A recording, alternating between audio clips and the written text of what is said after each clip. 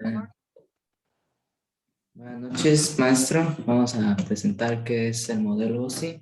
Estamos conformados por Manuel y su servidor, Daniel Eugenio. Y ya va a iniciar Manuel.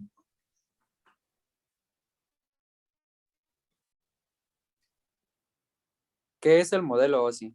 El modelo de interacción de sistemas abierto, OSI, por sus siglas en inglés, es un modelo conceptual creado por la Organización Internacional de Normalización, ISO, que permite que diversos sistemas de comunicación se comuniquen usando protocolos estándar.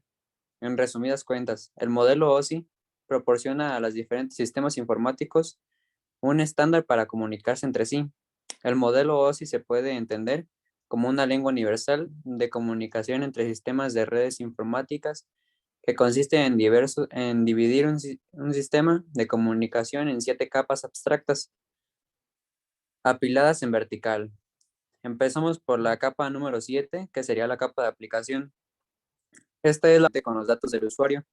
La aplicación de software como navegador web y clientes de correo electrónico dependen de la capa de aplicación para iniciar comunicaciones.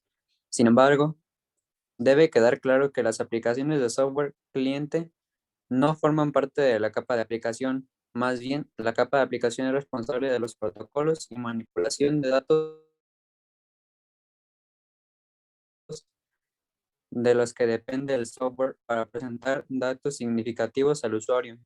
Los protocolos de la capa de aplicación incluyen HTTP, así que el protocolo, uno de los protocolos que permiten comunicarse por este medio.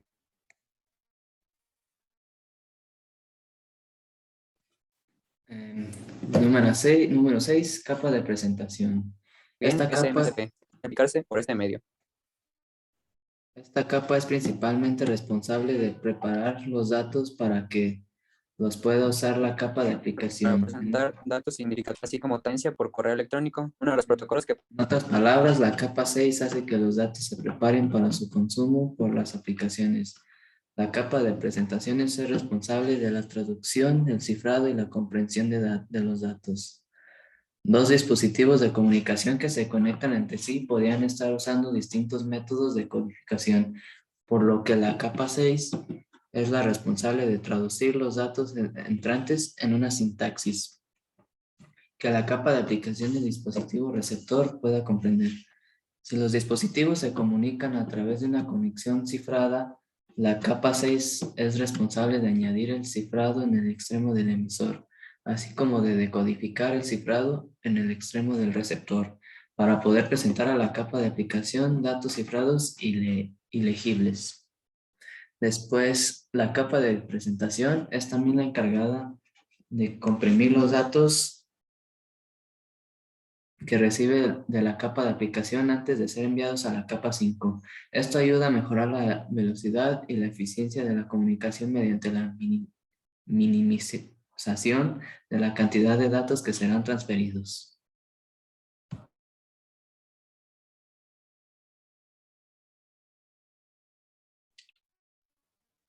capa de sesión. La capa de sesión es la responsable de la apertura y cierre de comunicación entre dos dispositivos. Ese tiempo que transcurre entre la apertura de la comunicación y el cierre de esta se conoce como sesión.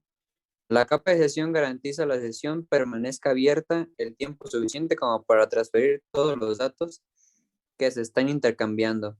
Tras esto, cerrará sin demorar la sesión para evitar desperdicio de recursos.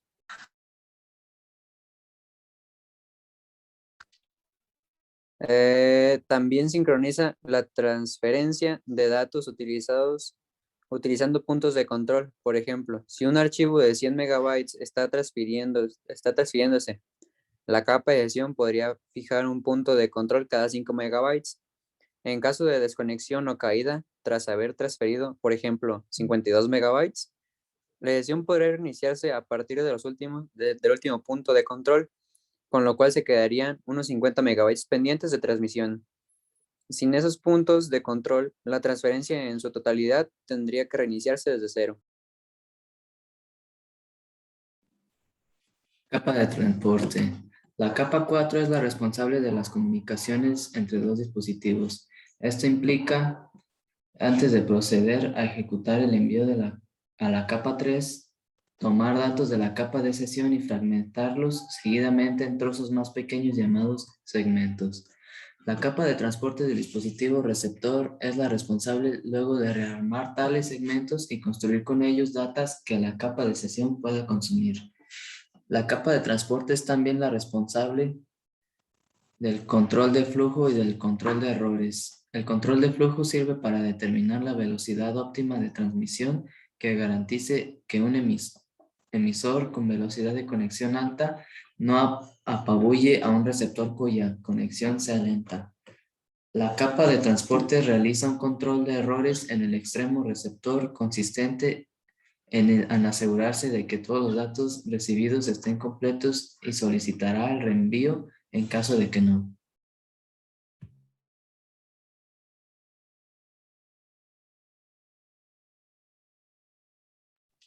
¿Ya? La capa de red es la responsable de posibilitar la transferencia de datos entre dos redes diferentes. Si los dos dispositivos que se comunican están en la misma red, entonces no hará falta esta capa de red. La capa de red lo que hace es fragmentar en el dispositivo emisor los datos de la capa de transporte en unidades más pequeñas llamadas paquetes y rearmarlo después en un dispositivo receptor. La capa de red también busca el mejor camino físico para que los datos lleguen a su destino. Esto se conoce como...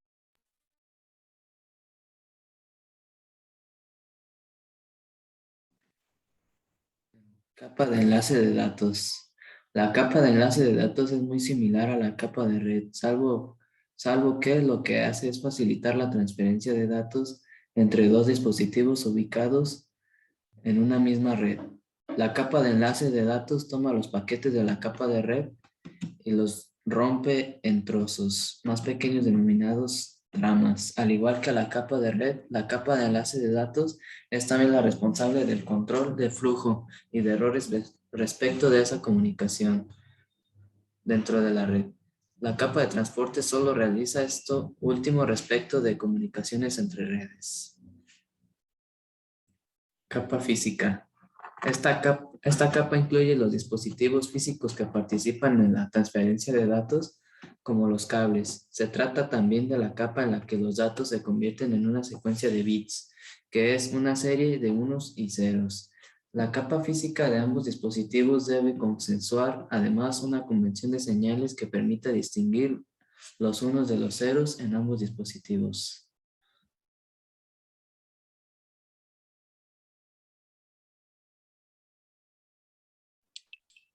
bueno, profe, eso fue todo por el día de hoy. Ahí queda concluido el modelo OSI. Espero le haya gustado. Pónganos 10.